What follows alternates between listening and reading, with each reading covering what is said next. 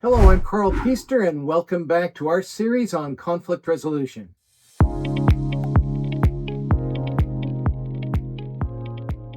Over the years, I've worked with leaders, teams, and organizations facing some very difficult situations. And one thing I've observed time and time again is that conflicts often become more complicated because people begin to assume they already know what's going on.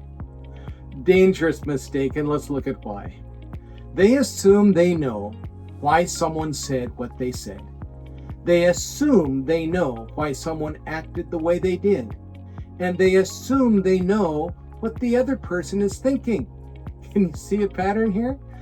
The challenge is that assumptions are rarely a reliable substitute for understanding, obviously. That's why one of the most important questions you can ask in any conflict is this: what happens when curiosity replaces assumption? What happens when curiosity replaces assumption? Most of the time, conflicts don't begin with bad intentions. They begin with incomplete information.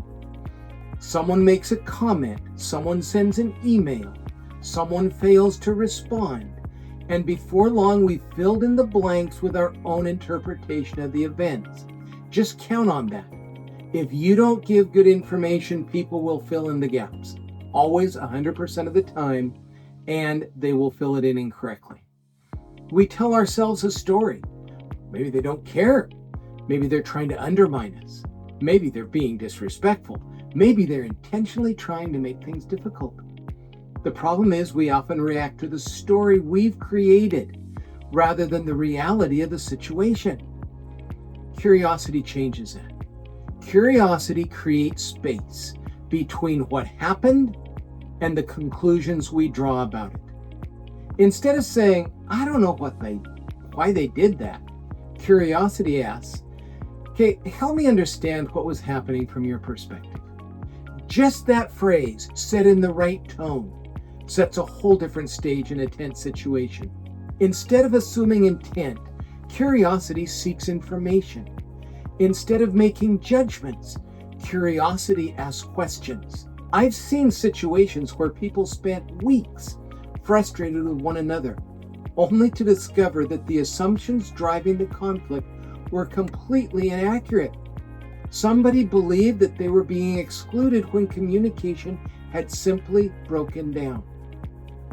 Someone assumed a colleague was resisting change when they were actually worried about a risk no one had even discussed. Someone interpreted silence as disagreement when actually it was uncertainty.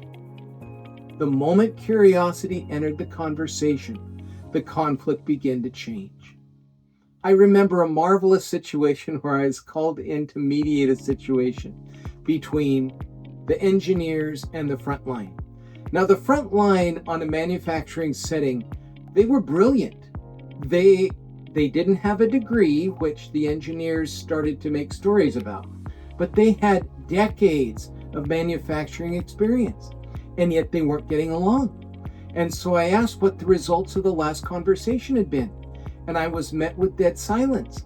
Why? Because there hadn't been a conversation. The front line believed that the engineers just didn't think they were smart, and the engineers just figured that the front line was just wanting to do their own thing. So all I had to do was bring them together, ask some good questions, and get them talking. Problem solved. Now, not everything is that easy, and this necessarily wasn't easy, but it was pretty obvious when I was so surprised when they said, we haven't talked. They had created their own narratives, and it had become solid truth, even though it was quite far from that truth. Now, curiosity doesn't mean abandoning your concerns. It doesn't mean agreeing with everything the other person says. And it certainly doesn't mean avoiding accountability.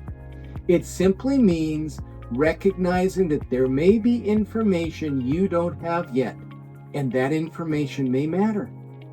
One of the most powerful phrases you can use in conflict is, tell me more. And then let them talk. Not to challenge, not to debate, simply to understand.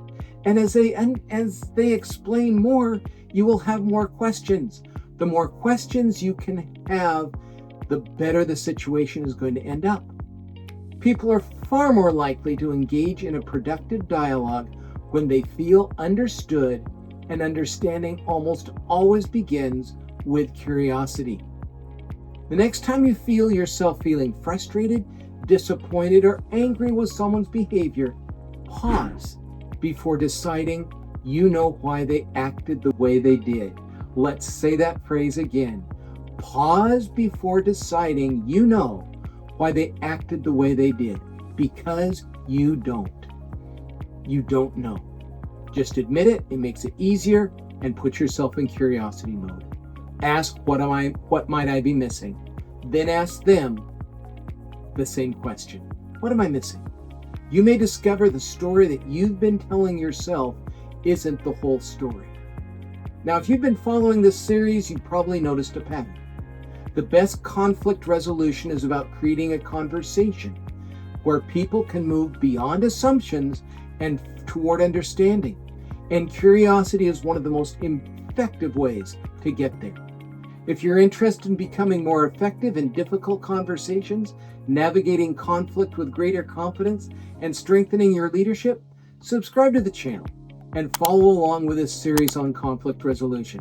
Thank you for being with us today, and we'll see you in our next episode. Before we finish today, let me leave you with one thought.